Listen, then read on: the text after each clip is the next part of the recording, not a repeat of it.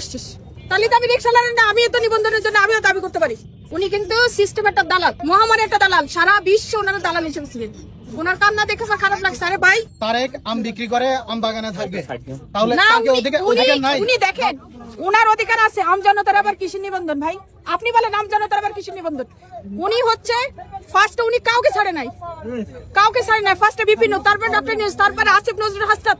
আজকে যদি ওরা রাজপথে না দাঁড়াতো আমরা এদের স্বাধীন করতে পারতাম না।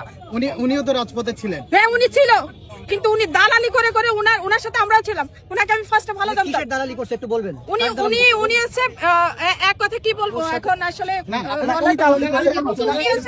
নাম্বার ওয়ান দালাল। এটা হচ্ছে তোমার সাথে কি দালালি করছে? কি দালালি করছে এটা বলো, উনি বলো তোমার সাথে কি দালালি করছে? ভাই আমি তুমি না কথা সংযত করে তুমি না। আপনার সাথে কি দালালি করছে? আপনি তারেক ভাইকে বলছেন দালাল, এটা দালালি। তুমি না আমার কথা হচ্ছে, উনি এখানে না করে বাসা যাক, ওনার বাচ্চাটা আসছে, ওনার মেয়েটা আসছে, ওনার ওয়াইফ আসছে, উনি কেন এখানে কান্নাকাটি করছেন?